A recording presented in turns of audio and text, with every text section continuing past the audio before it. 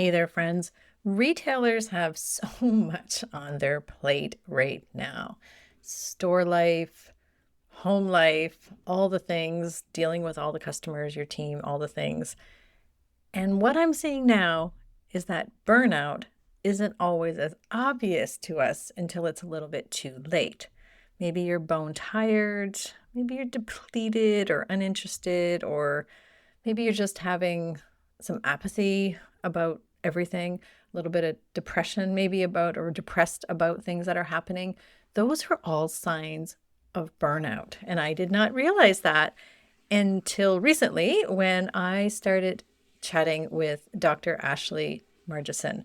So I have invited today, it's my pleasure to have invited Dr. Ashley Margeson onto the podcast. And she's just going to share all her wisdom with you. She's a naturopathic doctor who believes that your health should work for you, not against you. She's the COO of Cornerstone Naturopathic, a Nova Scotia-based clinic. She's also focused on burnout recovery and prevention. This is her big deal. This is what she does. She likes to take people and individuals towards revitalization and well-being. How does that sound? Don't we all need a little bit of that right now? She is the host of the Superwoman Code, which is a wonderful, easy to listen to podcast, and cannot talk enough about that podcast, and where she's supporting busy women in optimizing their health, their homes, and their hormones to infuse life back into the lifestyle. I'm telling you, it's a great podcast for women. She's a busy woman herself. She runs the clinic. She's also a parent. She's a consultant that partners with large organizations that integrates burnout prevention strategies to help them build resilient and well-being amongst employees. She's the real deal. She knows what she's talking about. She also has a fabulous, very well done online hub called the Superwoman Code Course Suite. It's a really beautiful hub offering online support, meticulously crafted to foster healthy habits without stress. I absolutely love it. She's a very impactful business leader as well, too, and she's regularly featured on large publications, TV, media. She's everywhere's, man. I'm telling you, I am so flattered that she said yes when I asked her if she would join us here on the Creative Shop Talk podcast. And as an aside, I have been stalking, following, I don't know, what are we doing? Ashley, Dr. Ashley, for a very long time. I consider her a friend. We chat. We have a lot of mutual friends that we've never met in real life. So it was a great pleasure to have her here. We have lots of circles of connections, I guess is what we like to say.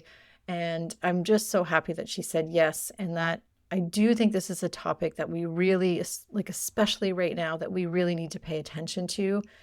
Here on the podcast. I think her insights are incredible. She's going to explain to you what burnout is and why, we shouldn't ignore it and maybe think that I think it's talked about a lot, but not enough, maybe that. And she explains it so well, what it is. It's such a great explanation and how we can work with it, work through it, and prevent it. And she's going to give us some great tools that we can actually take and use today. It's going to be such a great listen. So get comfy, go relax, put your earpods on, and let's listen to Dr. Ashley.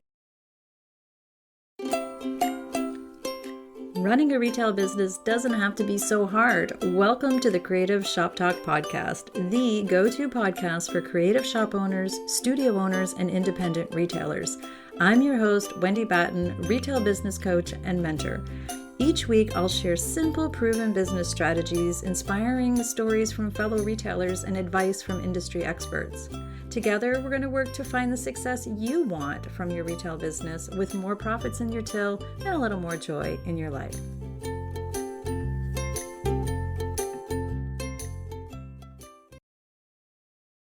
Well, thank you, Dr. Ashley, for being here. I'm so excited to have you here on the Creative Shop Talk podcast. I'm actually buzzing because I'm really anxious to talk to you about it. So welcome to the podcast. Thank you. I love that you just said the word buzzing because I think I am also buzzing over here. We have so many circles that connect in so many different ways, and I'm really excited to see where this conversation leads us today. Yes, so we are going to talk a little bit about burnout and women in burnout.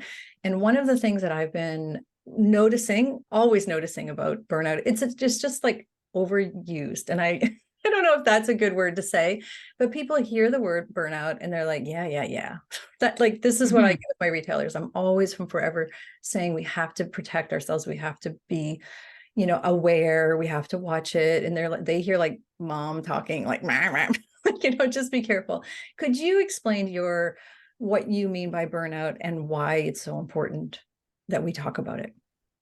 Yeah. So burnout is a really interesting kind of phenomenon. We've actually been studying it since the 1970s. Like Christina Maslach out of UC California, Berkeley, was one of the original researchers. She and a German dude, and I can never remember his name because I just think that she's so much cooler, were kind of talking about this idea of fatigue and apathy and depressive like symptoms and loss of productivity and loss of kind of trust in yourself in the 70s when we were very much seeing this take place in kind of the medical industry. And so we've been talking about this idea of burnout within kind of the research and medical field for what is that? 30, 40, 50 years at this Oh, point. And we've really been researching it since like the 90s and the early 2000s. And so in 20, like I want to say 2019, the WHO actually set it as a true diagnosis. So when we're working in the kind of the medical field, we're looking at something we call ICD-10 codes. And so that's kind of how we label things so that we know like we're all speaking the same language. And so burnout is a code within the medical field. It actually has a diagnosis that take up three different things. So one is depressive like symptoms, which is kind of that extreme fatigue. The other is kind of apathy towards what a lot of it is towards your profession. And so we talk about profession as basically what do you spend your days doing, right? I will define people who are entrepreneurs as that's the profession. If you are a caregiver, that's your profession. If you are a stay at home parent, that is your profession. If you are a volunteer, that is your profession. So we're not just talking about it in like the 9 to 5 sense. We're talking about it in terms of like, where do you spend your time? And then it's like a loss of performance, and so you actually kind of feel like you don't want to do things because you're like, well, what's the point? Nothing's going to change. I don't trust what I'm doing. I have to double check my work. Things that used to take me 20 minutes to do now take me 2 hours to do. And so we have this kind of combination of feelings, and these feelings are incredibly true and they're incredibly valid, but they can be very hard to define for a lot of people because there's always kind of this logical reason as to why you feel that way, right? Like your logical brain kicks in and it's like, oh, well, it's only because this happened, or it's a really busy season, or like it's the holidays and it's always crazy at this time. And so a lot of times what happens is we start to talk a little bit about the fatigue that we're feeling, about the tiredness, about the blahs, but our logical brain kicks in and it's like, oh yeah, but this is just because, or like next week it'll get better, or it'll slow down in, I don't know, January. And so what happens a lot of times with the burnout conversation is we don't recognize it at those early stages. And it's not until we almost hit this wall and our body's like, I'm done, that we actually kind of sit up and go, oh, I'm burnt out. But then the idea that people talk about with burnout, it feels like it's too simple to describe what you're actually feeling. So there's this clash.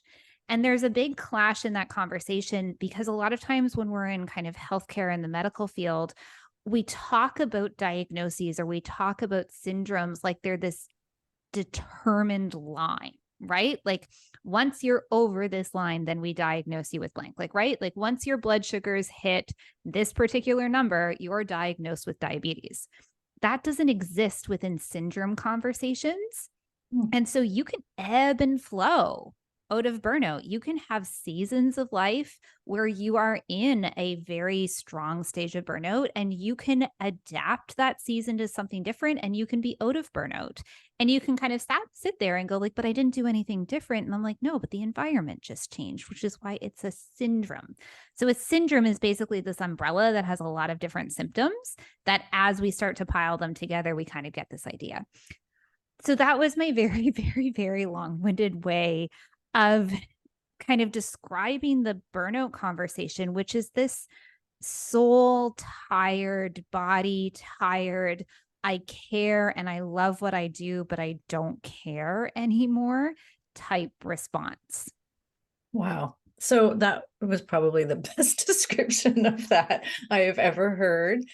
And I just want to cry here right now for a moment, but just give me a moment here, because that's a conversation I've been having with people. Just, I love what I do. And actually, that's just like really, and I knew what we were going to talk about today. Heart But connection. it's the conversations that I'm hearing with some retailers. I love it. It's still my favorite thing. I love my shop. I love my store, but I'm just I'm just I'm not. tapped. I'm Yeah. done. I just kind of don't care. And the logical brain, which you had, described so well, is like, well, it's just Q4 and it's just the holiday season. And I just need to pull up my socks. And I don't know, the conversations I hear are, I just need to push through, hustle through, do more. And once I get through the holidays, things will get right. better. Once I get to February, I can breathe. Once I, right? But then we forget that we're like, oh, well, maybe we've had this conversation actually for 2 years. And yes, once you get through the holiday season, January or February is a little bit different, but something else always comes up. Well, in the retail world, and I mean, you have a brick and mortar, you have clients, and I know you understand it's just been a lot through COVID, through everything, through It's been heavy. It's been heavy. Yeah, there's been a lot. There's been we call them dodgeballs in my world, in the retail, in my groups, in my retailers inner circle. I'm like, okay, well, the dodgeballs are coming. Just keep ducking and dodging, right? And pivot, the word pivot, we use that a lot. So there's just been a lot on our plates.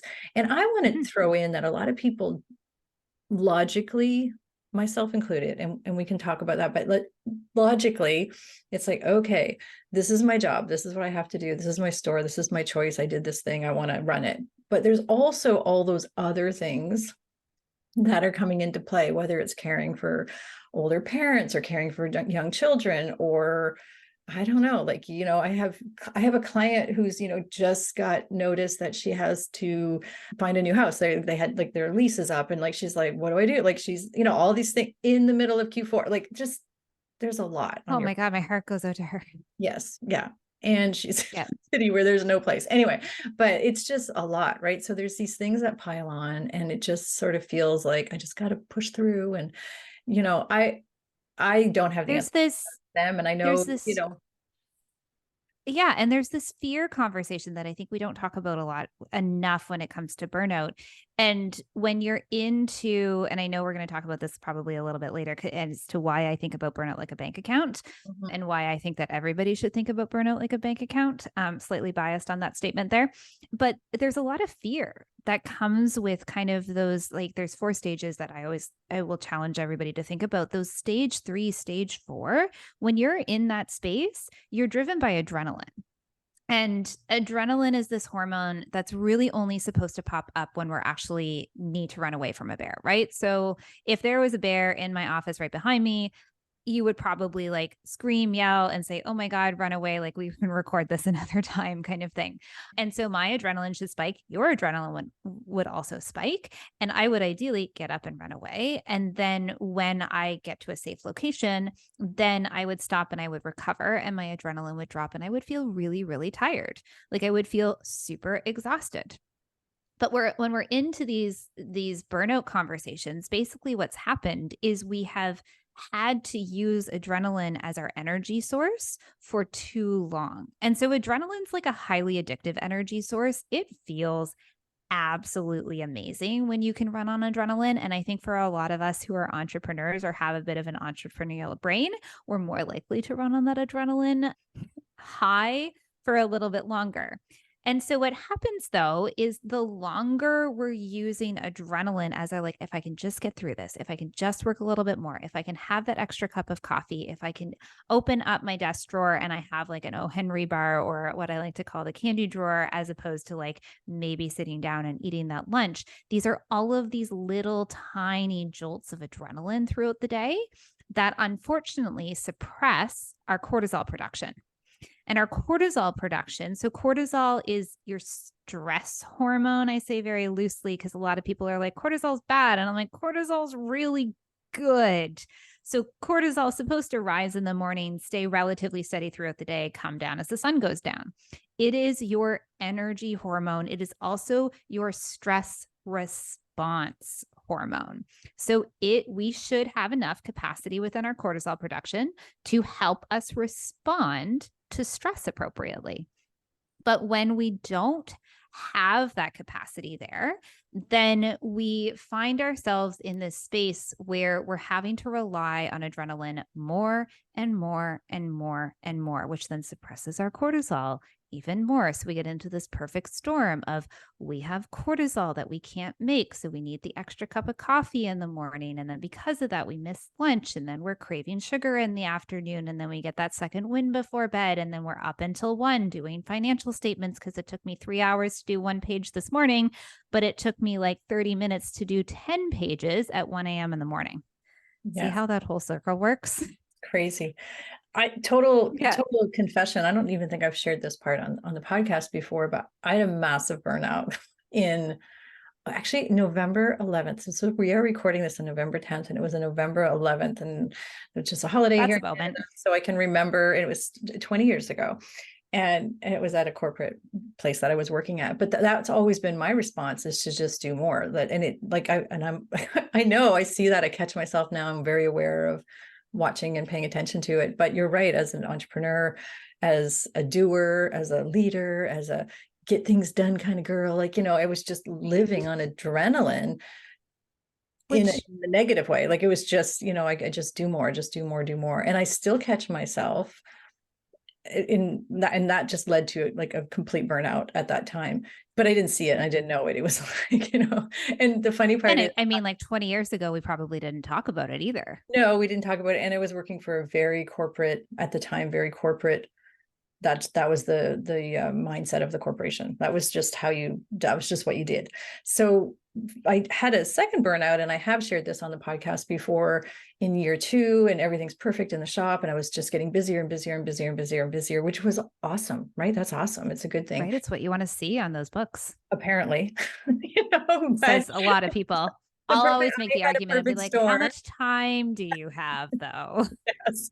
I had the perfect storm, and I've shared it before in the past. And it's actually what led me to be actually a coach, because I ended up having to learn to do different things in my business and anyway, and turn things around because of that burnout. And it was the same thing. I just thought, well, if I just do more, if I just keep doing more, and I'm just eating the chocolate bar and doing, skipping the lunch, not sleeping, staying, the whole thing, everything you just explained was exactly what happened to me.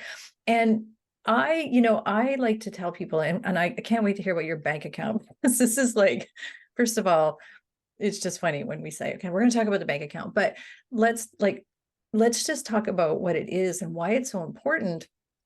I teach in a lot of my programs, one of the very first things is how to be a leader in our business, how to be the visionary, how to be, you're running a business. You didn't get a job. You don't have a job. You didn't create a job. You created a business and a brand. And that means you have to be the leader and the visionary, which comes with some responsibilities, a lot of responsibilities, as you know. And responsibilities that you don't realize until all of a sudden you're in it and you're like, oh, wait, I have to do this. Right. Like, this falls on me.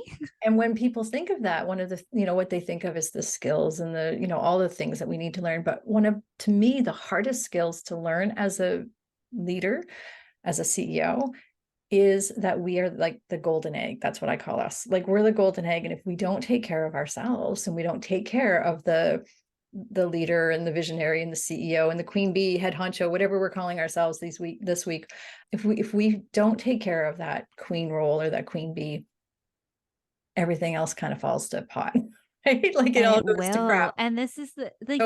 Like we don't take that as part of our responsibility to make sure we avoid burnout, to make sure that we are here to serve and not and have that quality of life that we started at the beginning with our family, with our business, with our team, with our vendors, with everybody.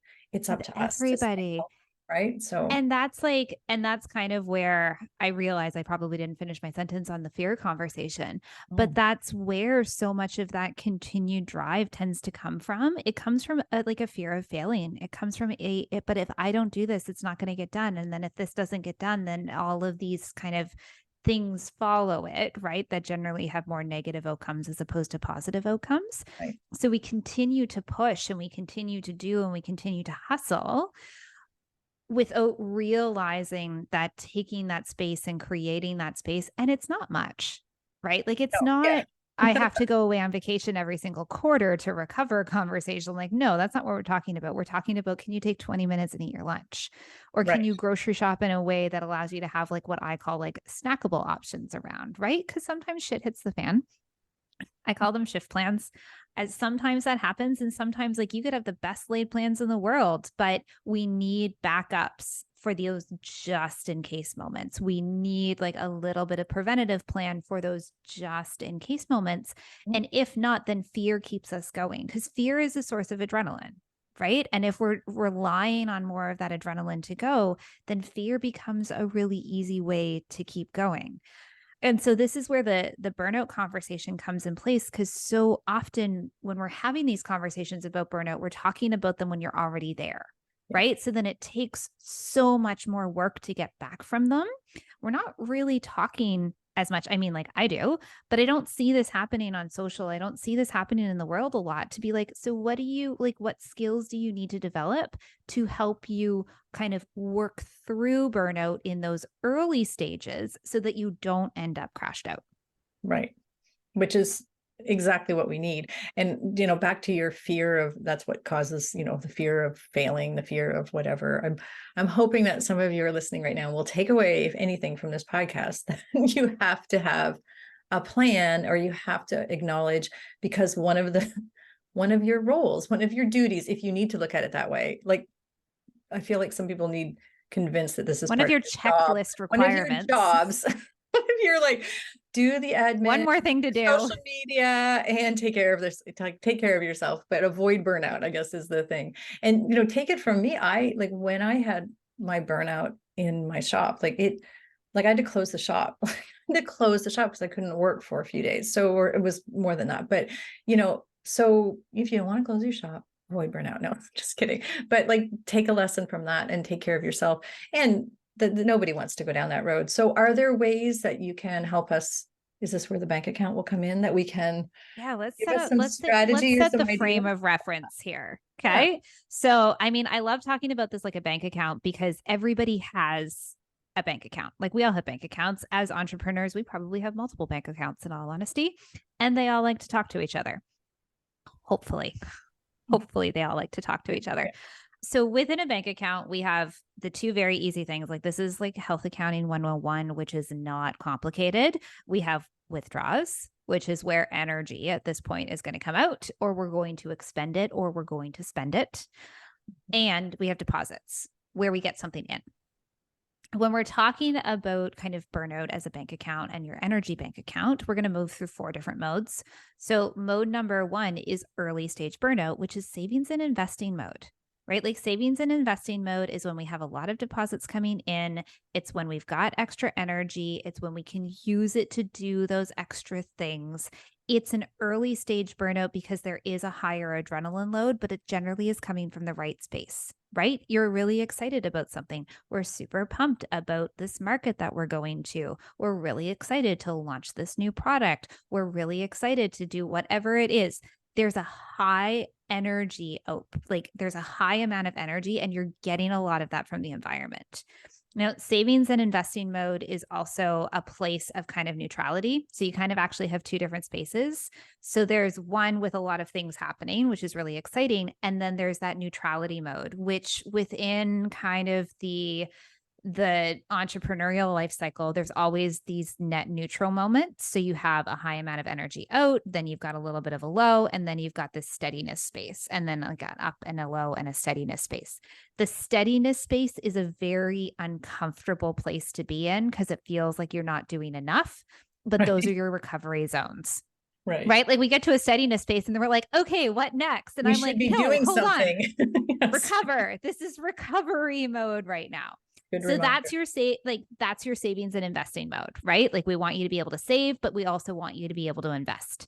So that's early stage burnout. And this is why I will never sit here and be like, here are my top tips to avoid burnout, because I'm like, you're not going to avoid it. You're actually going to be in it more often than you think. The question is, can you recognize it when you're in saving and investing so that you don't end up down in stage 2 or stage 3 or stage 4?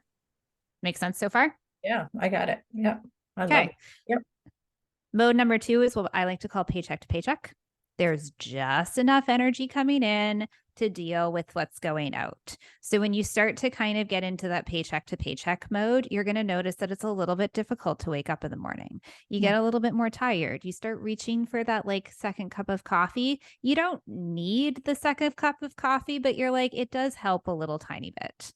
You tend to work really well in the morning, like those first kind of like 3 to 5 hours of your workday. But the time 2 o'clock, 3 o'clock hits in the afternoon, you're like, don't even ask me what color shoes I'm wearing because I don't know right now. You're like, I cannot make another decision. The most interesting part about kind of that paycheck to paycheck mode is your body wants you to kind of hibernate a little tiny bit. Like you kind of want to pull back. You're like, this is a little bit too much. I don't want to go out. So a friend calls you up and they're like, hey, let's meet for dinner. And your initial reaction is like, oh my God, I can't. Like it was such a day. I'm so tired. Like I need to get a good sleep for tomorrow. But then you're like, that's not a good enough reason to say no. So you go and you really love it. Like you really enjoy it. You're like, oh my goodness, we need to do this more. My soul needed this. Like this was exactly what I needed to do. Like, thanks so much for not letting me cancel on you kind of thing. Like that's paycheck to paycheck. You know that line is close, but we forget. So what we try and do is we limit our withdrawals. Right? We're like, I need to do less. I need to not see people. But we forget that maybe the seeing the person actually acts as a deposit. Make sense so far? Yeah. I love this. Yeah. I'm a very visually, I'm like visualizing all this. Yes, it's great. Yeah. You're like, there it is. Then we hit stage 3, which is overdraft. Right? Like there's no longer enough money or energy coming in. Like we are expending energy that we do not have. And this is where that fear conversation gets into play, right? We start getting really snappy. We get really overwhelmed really easily. Things that used to take us 20 minutes to do now take us 2 hours to do. That mid-afternoon crash isn't just a crash anymore. Like we're out, but then we get the second wind at 9 o'clock at night and then we can't fall asleep until 1 a.m. in the morning. And you're just like, you're done, you're tapped, and you're not at this apathetic level of burnout yet. You're at this like slightly irritated level of burnout. You're like kind of just pissed off with the world. And you're like, the biggest thing is you're like, do you not understand what I'm doing? Yeah. Like, do you not understand all of the stuff that I am doing all day? And like kids upset that like their blue t-shirt isn't washed. And you're like, I don't think you get this. So our emotional brain starts to kind of kick over and we start to run on those emotions. But we also start to delay things in our business because we feel like we just can't do it. So we're like, oh, like I won't do that today. I got to let it be. I've been sitting here for 3 hours. It's not getting done. Like I'll put it to tomorrow. I'll push it to next week.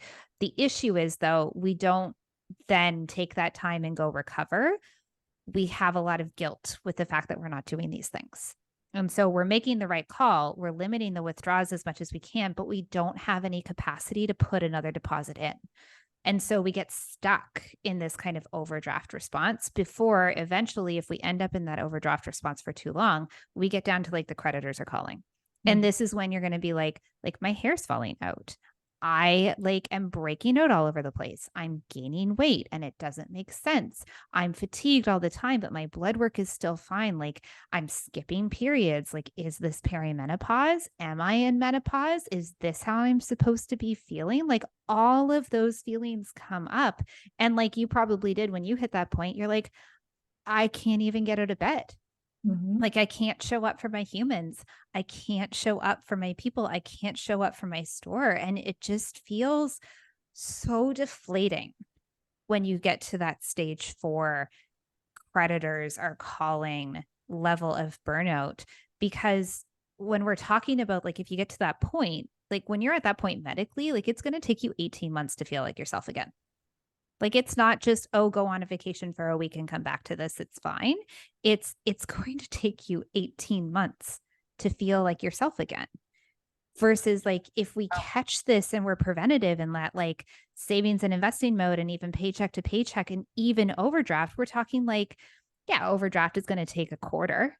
Mhm. But I was like, I'll take 3 months over 18 any day. Paycheck to paycheck could be a week of good sleep.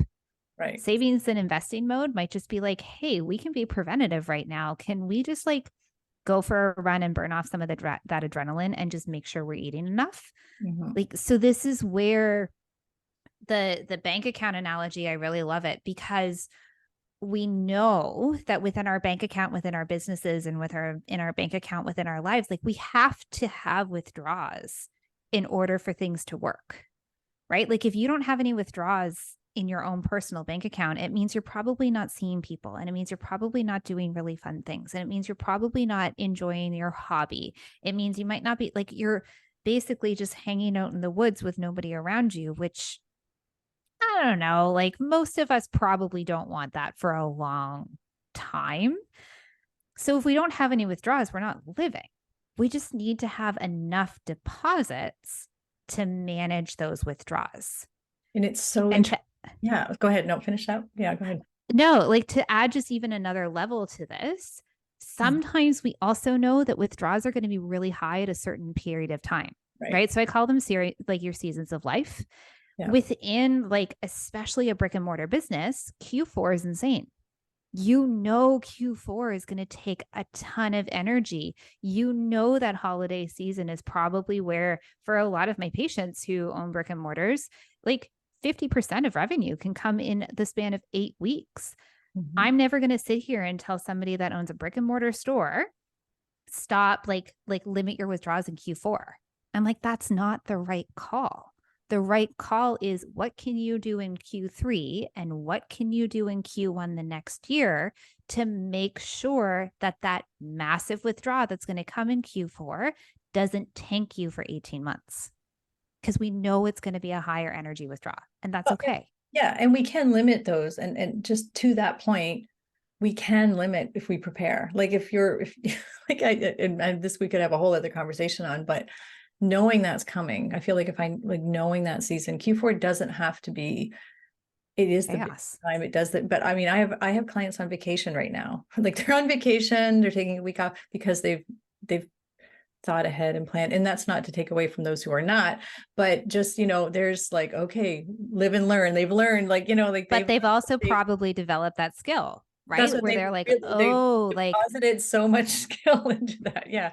But the yep, isolation, it was funny when you were talking about the isolation. I just had a client yesterday, and that's what, she's like, I can't come to the group meetings. I can't do anything. I can't, so she's isolating herself from our members in our inner circle because she's too busy, and, too busy, too busy, too busy. She's not doing anything socially. And I'm like, no, we're like, stop the bus. Like you gotta, this yep. is where you need to fill the cup too. Sometimes, you have to acknowledge and recognize, and that isolation is, I think, a really big thing for a lot of entrepreneurs in general. I think you can isolate yourself and then go down that rabbit hole. And the more you're going down the rabbit hole of burnout, and the more that into that level, that withdrawal, like the Well, and collectors you are don't, calling, you do isolate yourself more and more and more and more, right? So out for of whatever reason. protection, right? Like it's not out of like a negative choice ever when that isolation Yeah. comes into play. It's actually like it's your brain trying to protect you, Yeah. right? And so it's like I always think I think in isms all of the time, but I always like burnout has so many conversations around water, right? It's that whole like, are you treading water? Like, can you keep your head above water? Like there's different types of water. You and I both live on the ocean. We know what nor'easters are like. Yeah. We know what hurricanes are like, right? There's a huge difference between being in a lake and it's a nice warm day and the water is just perfect and it's crystal clear and blue, and being like in the middle of the North Atlantic in the middle of a nor'easter. Like treading water in the North Atlantic in the middle of the nor'easter requires a whole lot more supports, and ideally you never get there, but sometimes Hmm. shit happens. Yeah. Versus like, I'm going to go wade through the mill pond because it's a really nice day and I just can't wait to get my feet in the water. And so we're talking about these environment conversations as well, which is where like the self-awareness piece is so huge. If you think you're in stage 1 burnout and you're in savings and investing mode and you're totally fine, but you're actually in the North Atlantic right now, you're not going to put the supports in place because you're like, oh, I just need like a cute little sun hat on. And I'm like, no, you need like the bright orange Coast Guard, like We're there. Yeah. suits like Survival mode, that. In survival all suit. honesty, Yeah. yeah, you need the survival suit that's really only designed to help you survive for like 3 minutes. Right. And so sometimes, a lot of times what happens is, as we're talking about like what deposits, what supports do we need to help you go, we don't recognize that one person's burnout conversation might be happening in paycheck to paycheck, whereas you're in the middle of like creditors are calling and they just require different supports. Hmm. So when you're in, I guess this is a segue to another piece of the puzzle. So I always think about deposits in terms of 3 different kind of layers. And so if you're listening to this, like write it down. So we've got deposits that can be done in under 30 seconds. We have deposits that can be done in anywhere from 5 to 15 minutes. And then we have deposits that take more than 20 minutes to do.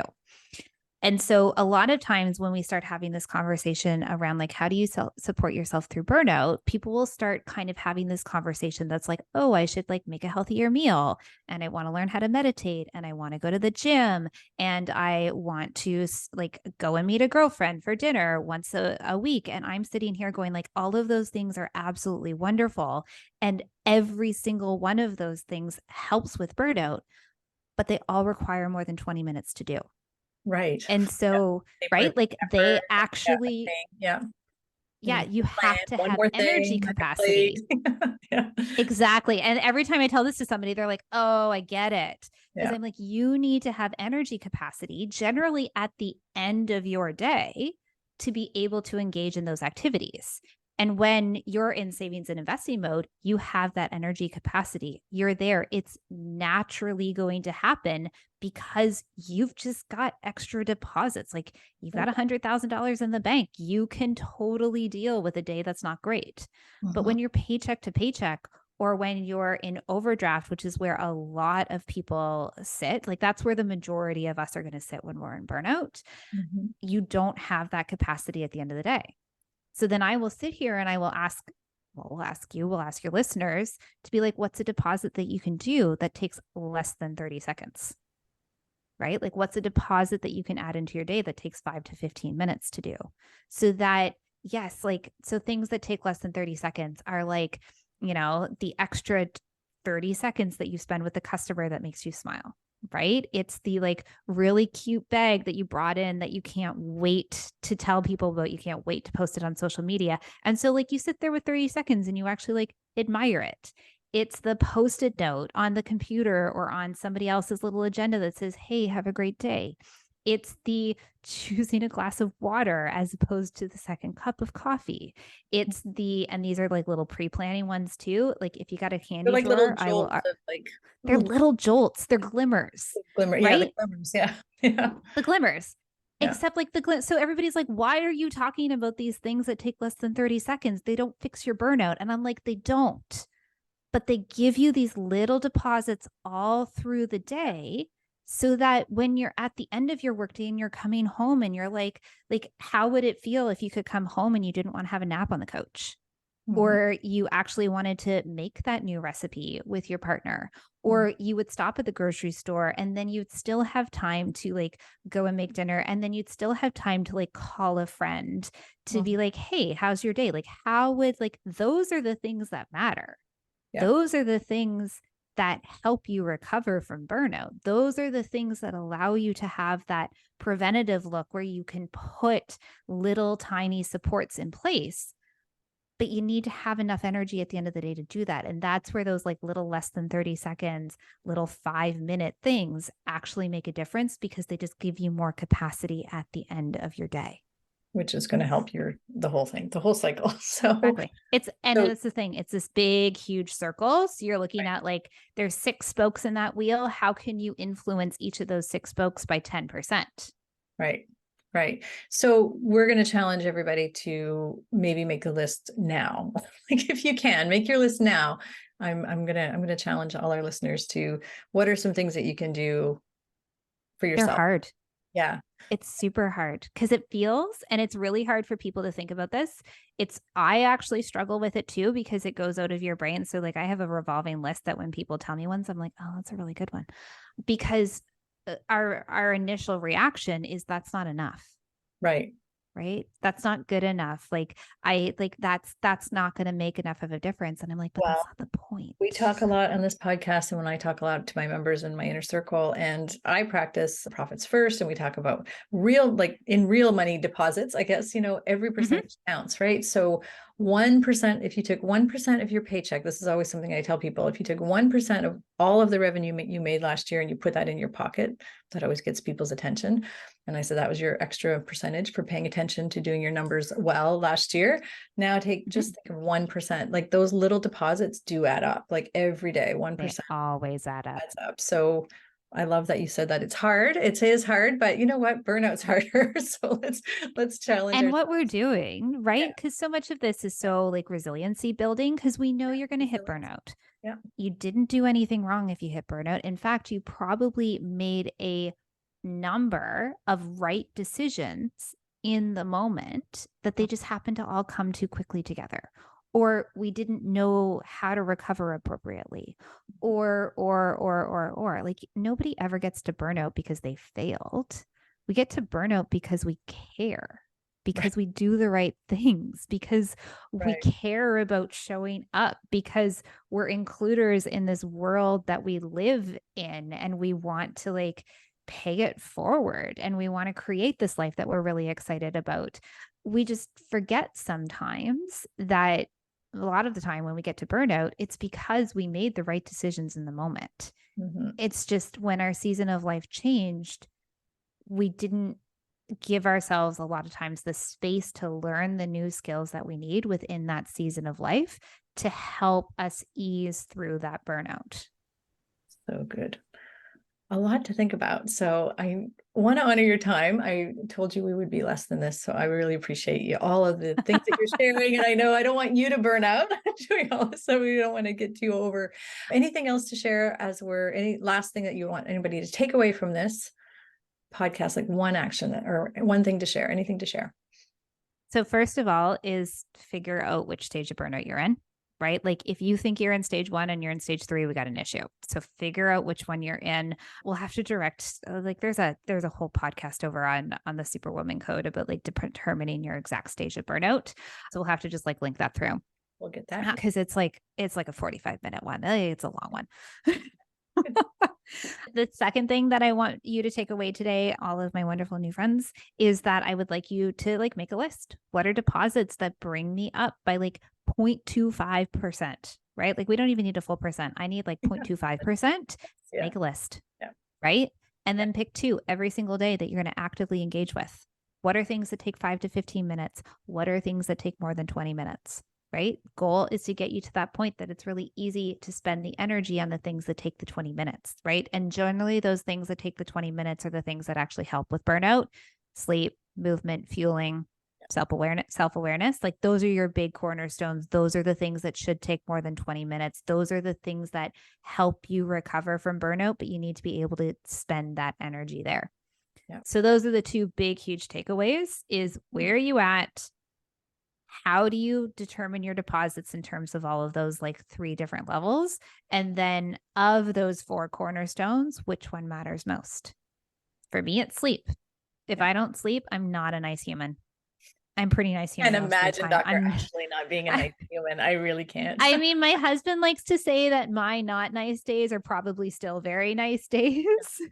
But you don't feel good. He's So like, yeah. yeah, but I don't feel good, Yeah, right? I So then it found, takes yeah. me more energy to show up. Right. Yeah. I have found sleep and movement are my big things. If I move and I sleep, I feel like it's my cup, right? But I have to take time to move. I have to take time to go to bed earlier, right? But I just have to make myself do it. And the other thing, and this is a whole podcast that I've talked about a million times, and I'm sure we could go to, things like boundaries and all of that stuff work, that's the stuff that has been my huge shift. Like, understand it's okay. Yep. I close my laptop at night and I don't answer emails at night or social media at night. Imagine my surprise. Right. And I But haven't to do failed. those And no things, one's you died haven't yet. It's failed. amazing. And It's and you've amazing. probably only grown because you have more capacity to be able to give in the space when you give, right? Like boundaries are all about like boundaries are not actually about saying no. They're about saying yes to the times Yes, when you want to give that, totally. And right? that was 100% one of the biggest shifts for me. And of course, taking care of sleep and all of those things. So All of those thank you little so much. things. Where can we send people to find you? I know you're everywhere, girl. Where can we? I show up sometimes on social media. You have to follow me because I put more on stories than I do on actual posts because that just works for my season of life where I'm at right now. And so you can find me on all of the socials, but in particular Instagram and LinkedIn at Dr. Ashley Margeson. And then if you want to hear my voice more, you are very happy to pop over to the Superwoman Code. We've got about 130 episodes on burnout and your hormones and your seasons of life and working within that. So hopefully there might be something that gives you a little bit of support. Yes, the podcast is amazing. I will say I am a binge listener. I was a binge listener. Now I'm a caught upper. Now you're caught I, up. I was binge listening to you for a long time. So it's a great podcast. And that's how we connected. I started following you. So thank you so much for your time and your wonderful advice for our retailers. There's so many takeaways here. We will have all the links to all the places that we can find you. And we'll make sure that we pull out that episode as well too about breaking that down. Yeah, I'll have to find it and send it to you. And so hopefully we can pop it in. Thank you so much. And we really appreciate you being here today. Thanks for having me. Well, that's it for this week's episode of the Creative Shop Talk podcast.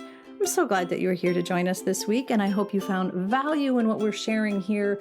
I want to remind you that our website has all of the show notes. You can find it at wendybatten.com/podcast.